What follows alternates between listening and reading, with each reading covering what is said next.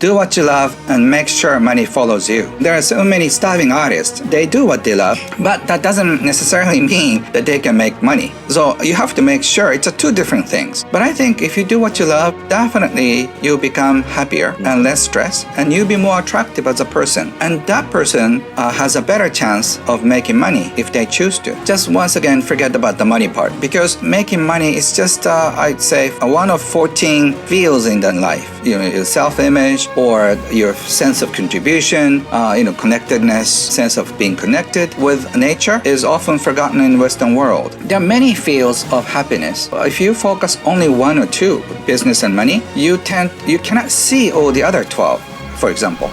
Need motivation? Watch the top end with the Lead Nation. Hey, it's Evan Carmichael, and I make these videos because in my first business, I was making $300 a month. I quit on my business partner, and the thing that saved me was studying the stories of super successful entrepreneurs. So I hope that this story today helps give you the motivation you need, because I still need it too myself. So today, let's learn from one of the best, Ken Honda, and my take on his top 10 rules of success. Enjoy. Rule number 2, identify your skills. You have to know where your gifts are. You may be good at speaking, writing, cooking. You have to identify what is like 2 or 3 things that you're super good at. So just start finding what you're super good at. And the second is build your own business model, business system. For example, the reason why my publisher prints 50,000 copies at the beginning is that I have so many fan base. I have about 500,000 people on my list. And when I just talk about my book, I get views of my book. Podcast is download of 48 million downloads.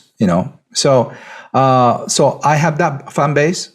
So if you have that strong foundation, and also have a subscription system, it's one of the largest online salon. We have about 12,000 membership, each paying $10 a month. Wow. And I started out the same one in English. It's called Arigato Living Community. We have at the beginning 500 people, but I think it's going to grow. So if you have the base, set up a system so people can support you. Like say, people could be in Azerbaijan or Congo or in China. Whoever likes my material, they're going to buy my books, and also they're going to become a community member. So if you have a business model, you have a strong base, people start paying you. And if you have a strong connection with the members and people, they're going to keep supporting you. And if you don't betray them, they're going to come back as a loyal customer. So for me, I publish many books, right? So when I publish my next book, people are going to pre-order without knowing what it's in it. Yeah, it's like a chef, chef is going to cook something. You don't know what, but you trust chef enough to just order a food in advance. Yep. So chef special, if you do a chef special in your own area, how many people are going to buy it? Is it like your friend, your best friend, and your mom? That's not enough, right? So just start improving your gifts, build a business model, and just build a strong, deep connection with people. Some of my readers are like 20 years old, and they're now passing down my books to their children. So if that happens, you have the next generation people coming in, right?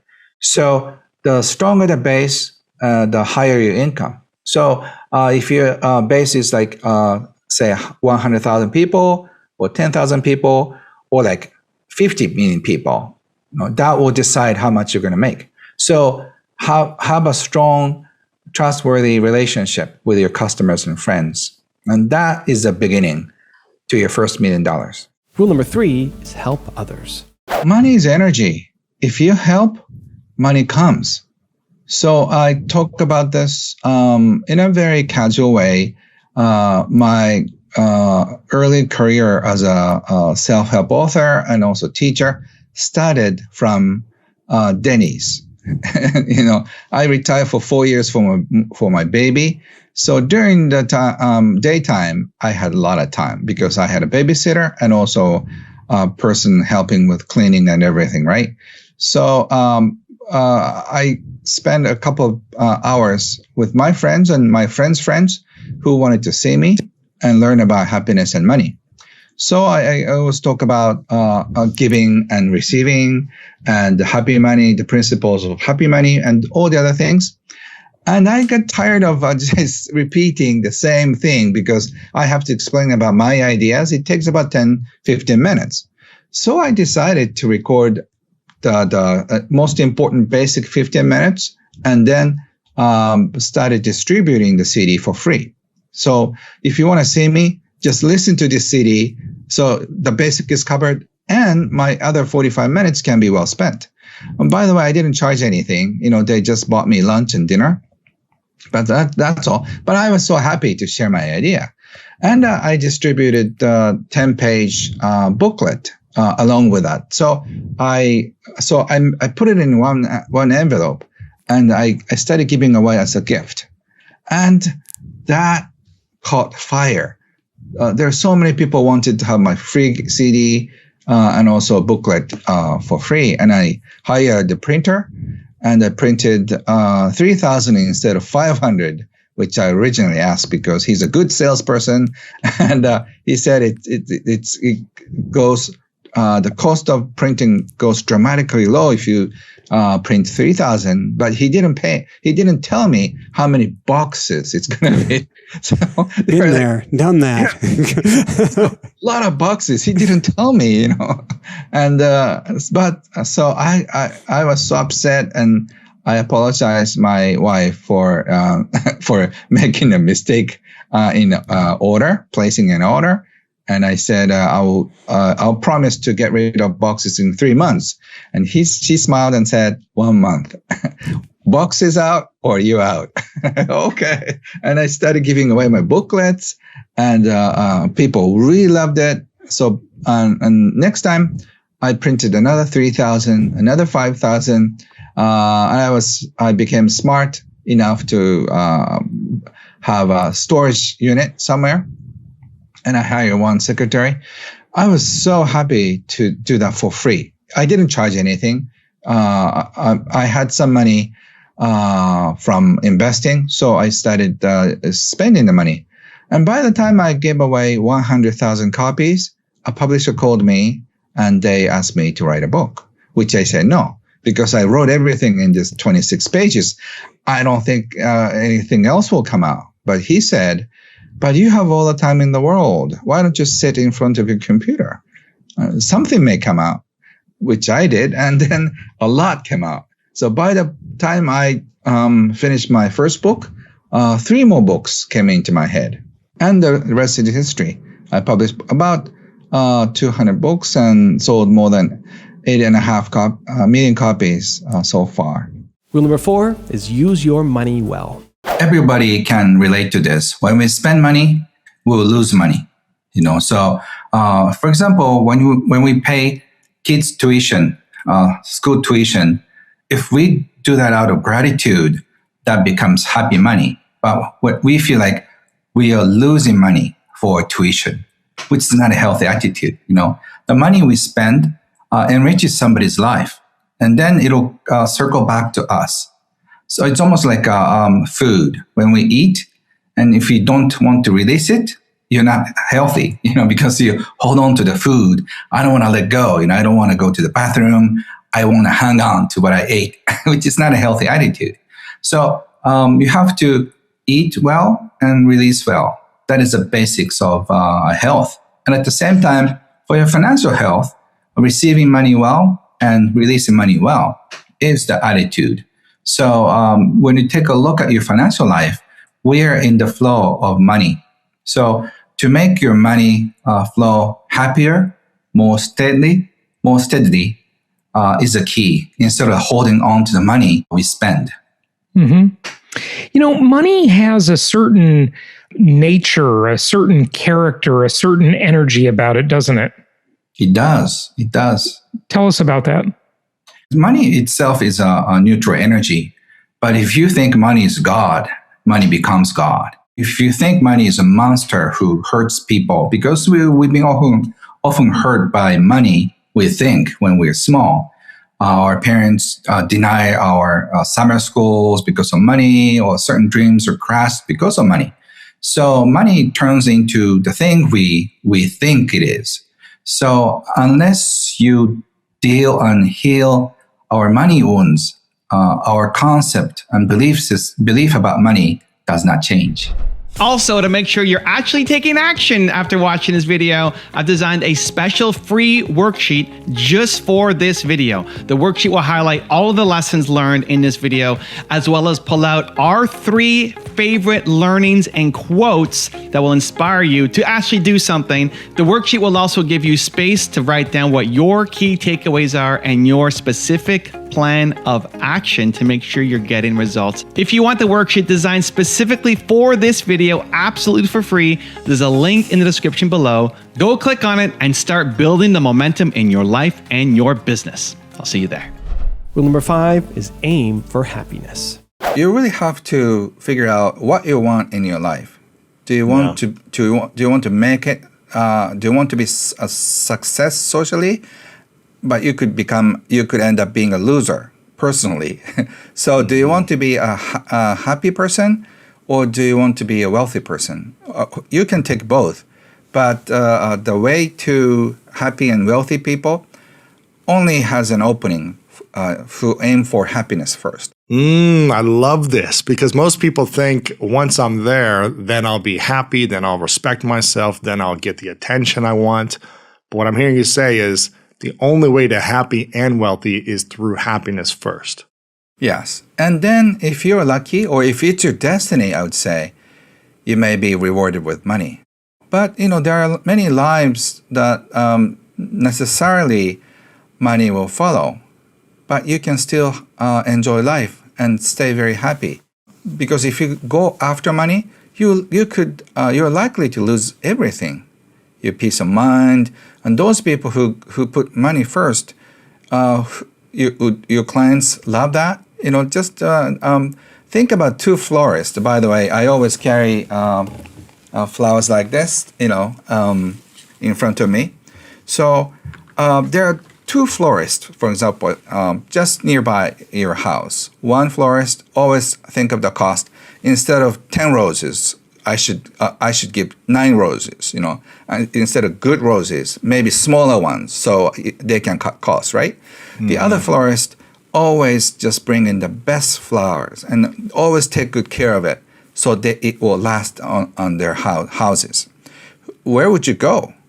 So if you are good at math and good at business in the short term, they will lose long term.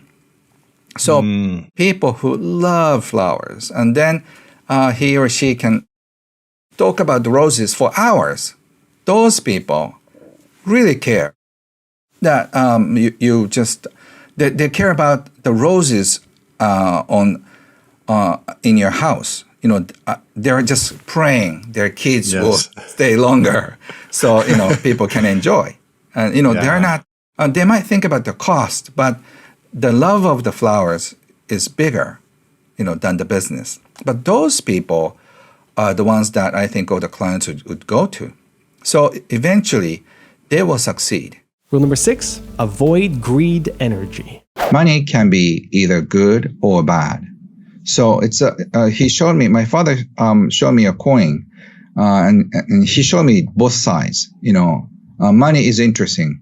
One side, God. The other side, devil. Which whatever you draw, it becomes a reality for you. So if you want money to be God, God can do anything for you. But if you just pull out the worst part of money, your life will be in hell. So it's up to you. So he didn't really mention about happy money in the sense I'm using, but in his own way, he said, you have to make other people happy and receive money. Otherwise, if you say you can make money by taking advantage of other people, so you're doing it out of greed, and that greed energy and anger energy comes with money. So you feel restless at home, and you cannot feel so peaceful. So you have to have alarm system everywhere. You have to protect yourself.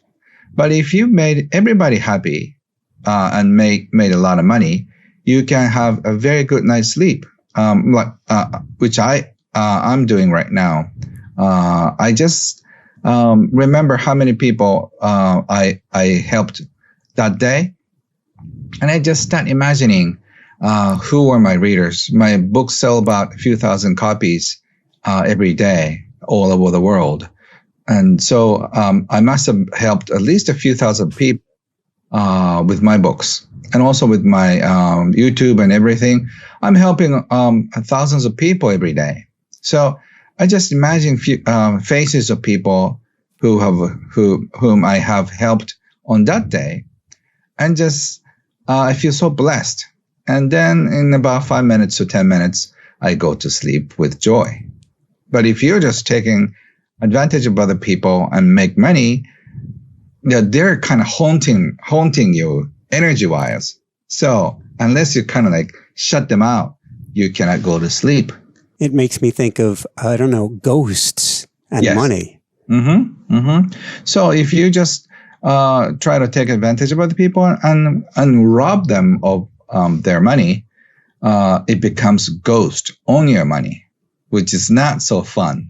So it does all kind of tricky things. I've seen so many kids from gangsters family suffer so much because of the messed up energy from money.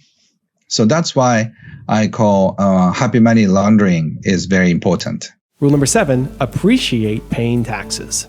When you pay something to somebody, that means you're getting some kind of service or goods in exchange for money. But not always. Sometimes you just get ripped off, right? That's true. Yes. Yeah. But you're getting learning experiences, as my mentor said. Okay.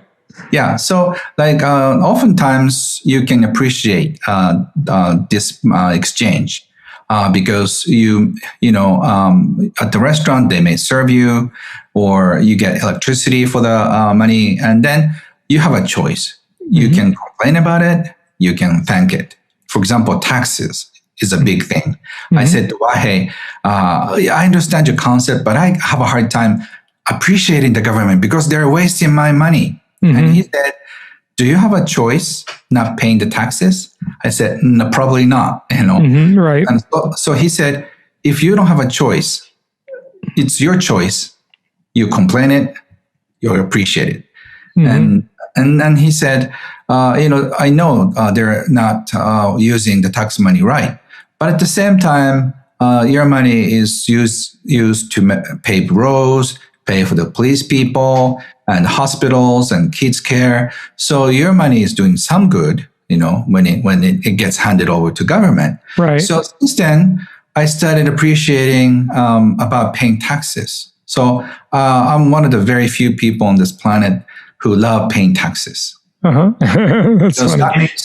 that means that you made enough money to be able to pay taxes. And somehow, the more taxes I started paying, the more income and more opportunities I started to attract. So I don't care so much about paying taxes or paying bills anymore because it gives me joy.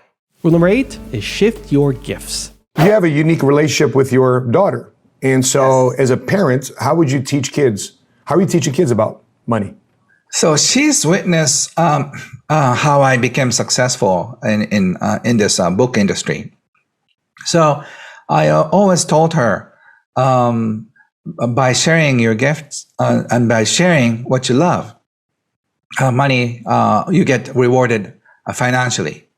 And so she's witnessed so many people starting from scratch as my student, and then they ended up becoming millionaires. So they were just wearing shabby clothes, but a few years later they're in like a Chanel and that kind of clothes, and then so she noticed the difference, right? And so she asked me all the questions like, "Daddy, what changed her?" And I talk about self-image and all that. So she's starting out as a singer. And she's just started, but her YouTube views are more than 50,000 times. over a few months. Her name is Stella. S-T-A-L-A. Daddy, plug it, Dad. Plug it, Dad. So, she's really enjoying her music career, and she's making music. And also, so she is good at helping people. So I guess she's going to be like a singer / writer / speaker. So because that's where her gift lies.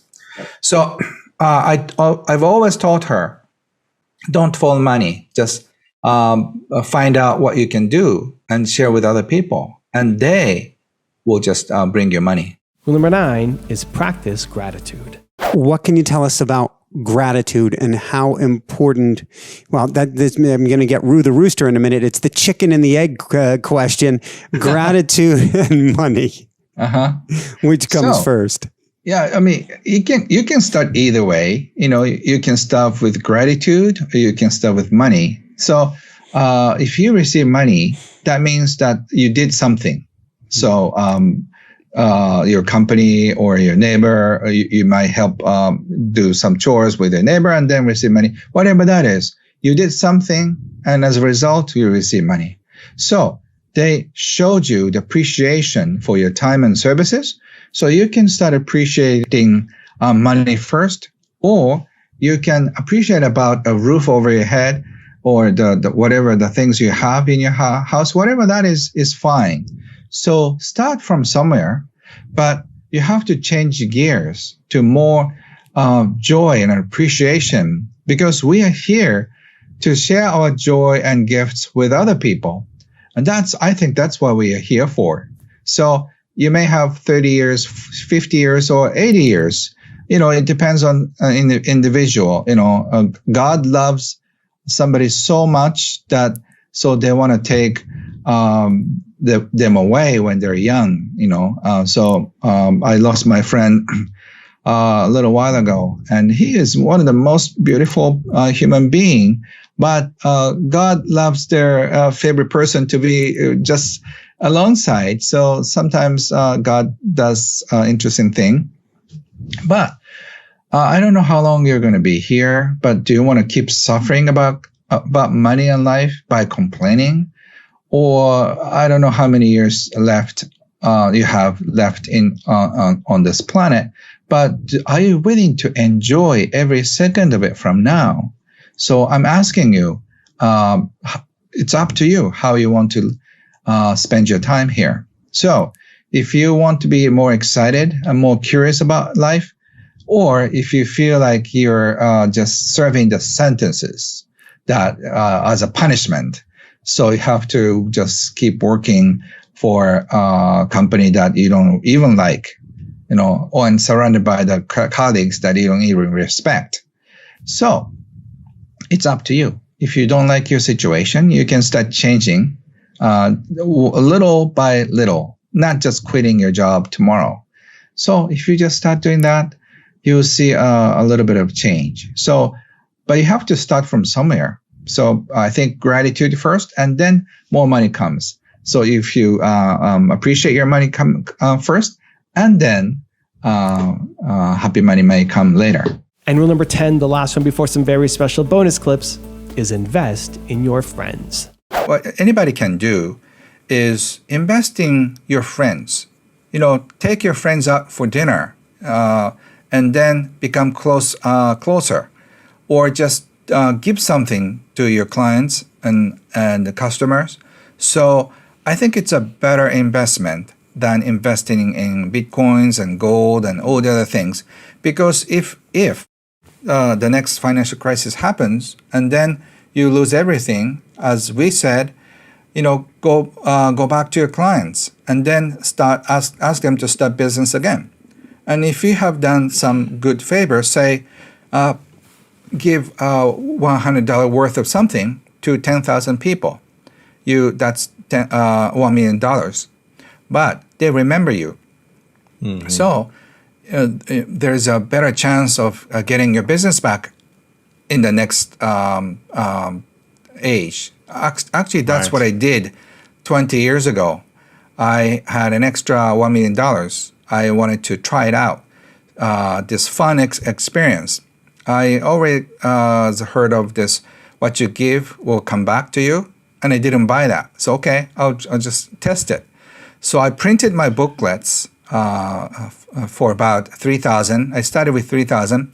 I ended up giving 2.3 million copies of my free booklets.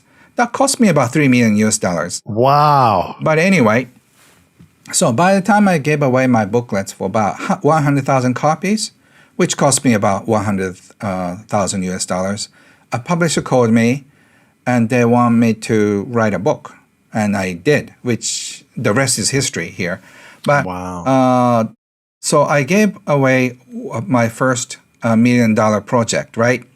And look what happened. I sold more than 8 million copies of my physical books, and all my seminars and all the other services. So the 2.3 millions I gave away came back so many times back.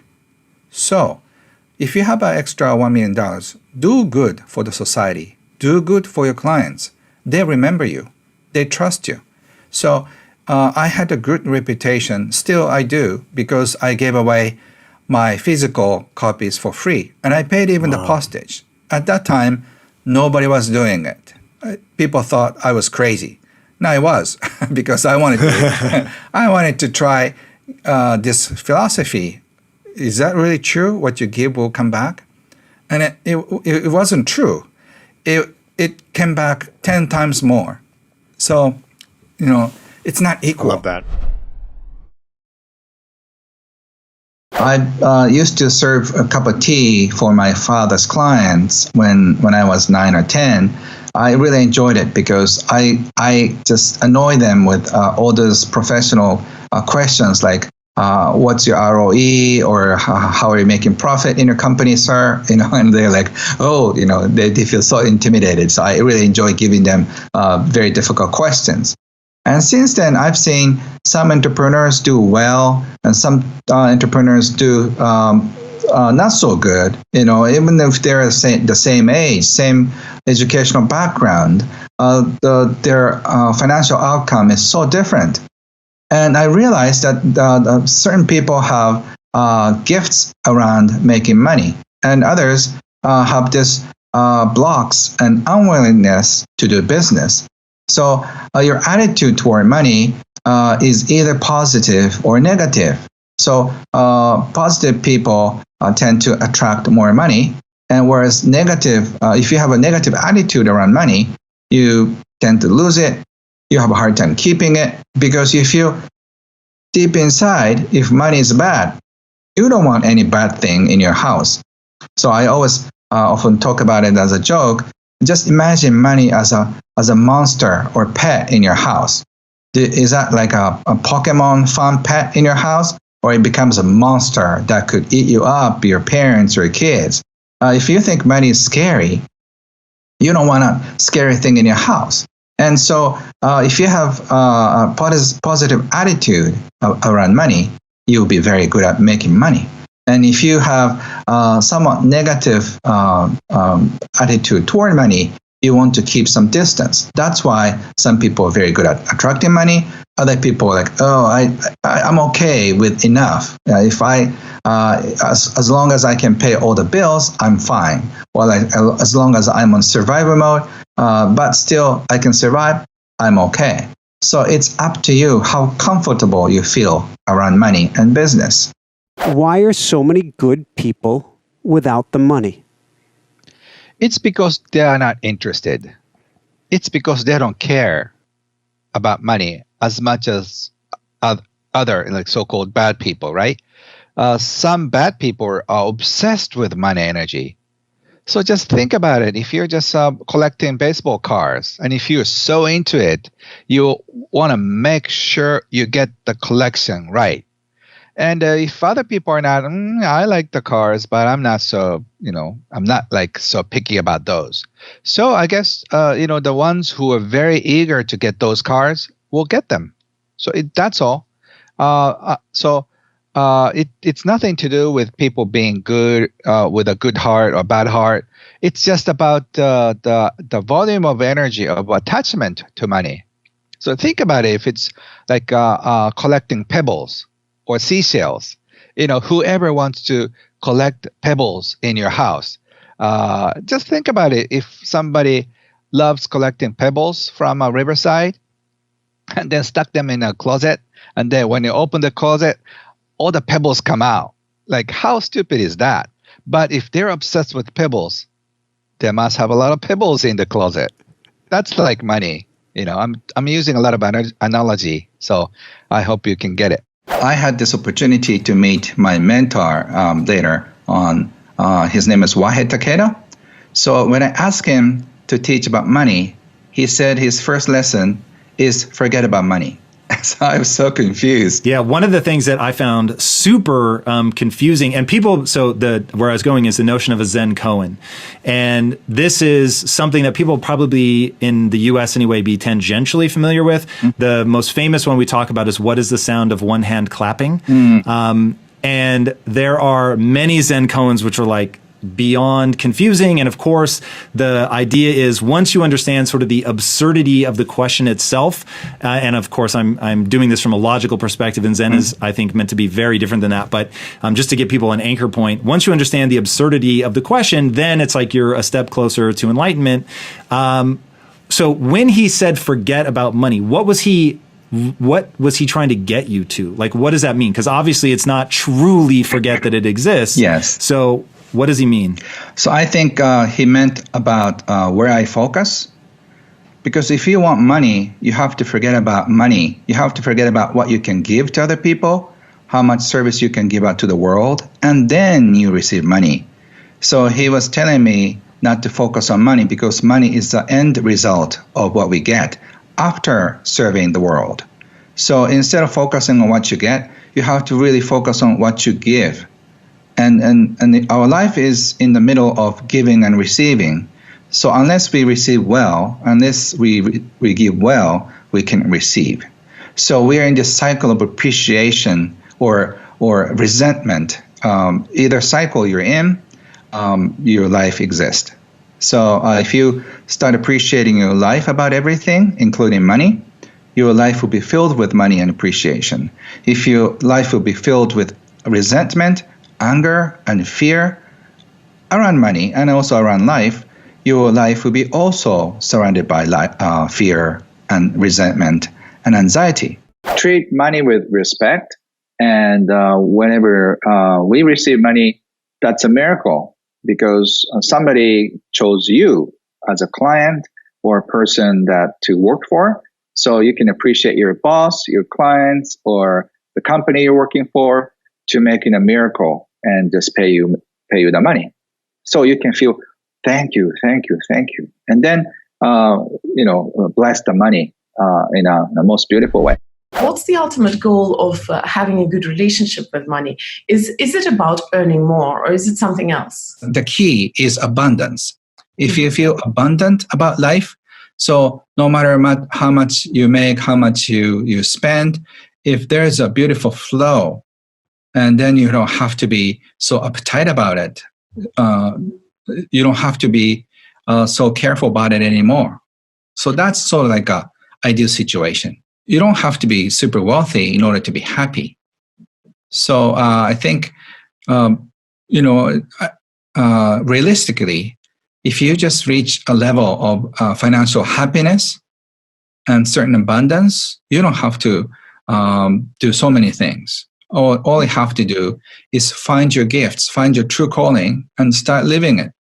And you don't have to be super well known, or you don't have to, sell millions of products under your name. I ask each one of you to write down a best friend's name, people who can let you stay for a week or a month.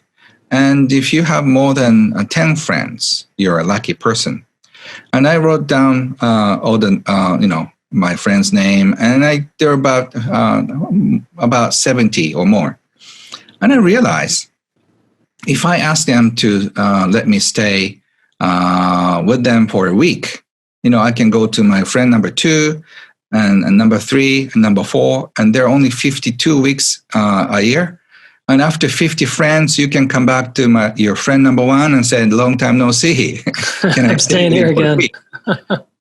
and then you don't need any money, right? So even if you have millions of dollars in a bank, what if somebody sued you? What if government gets it? What if there will be a bank run? Or what if? You know, the real security lies in the relationships and friendships, and the people who make sure that you're not gonna fall. You know, they'll catch you. That is the biggest security. So I think creating beautiful relationships that, like you're teaching, is really, really the key to happiness and also financial security. In my mind, wealth is an emotion. You know, it doesn't really matter how much you have, how much you make. Because I've interviewed over the course of my career, I've interviewed many millionaires and billionaires, and some of them are very unhappy and very upset with everything. I'm sure you've met some happy ones and very unhappy ones.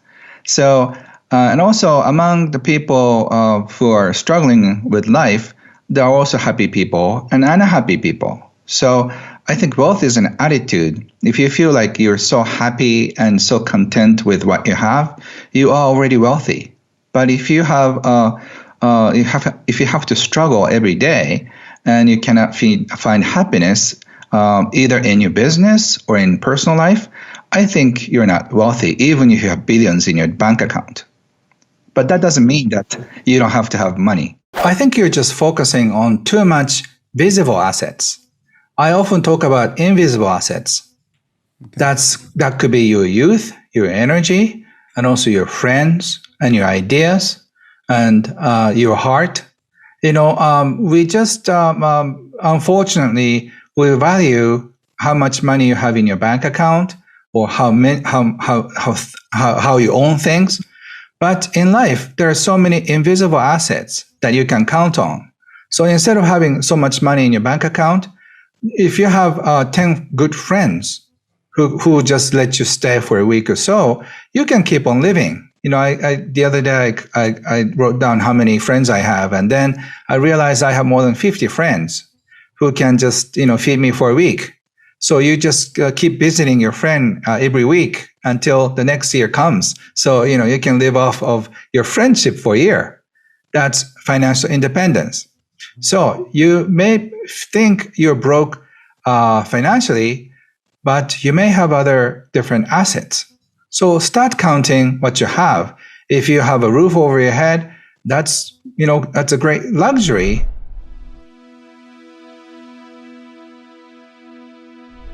Because you made it this far in a video, I want to celebrate you. Most people start and don't finish. Most people never actually follow through. Most people say they want something, but they don't ever do the work to actually get it. But you are different. You are special. Believe Nation, you made it here all the way to the end, and I love you. So as a special celebration, if you put a hashtag believe down in the comments below on this video, I will showcase you and celebrate you somewhere on the screen in a future video because you are awesome. For 10 more amazing rules from Dean Graziosi, check the video right there next to me. I think you'll love it. Continue to believe, and I'll see you there. And maybe even expect that people around you will let you down, that it won't work out. Because listen, in life, there are two types of people. And I think you realize that. Those that complain, those that blame, those that are expecting something, those that want a handout, and those that quietly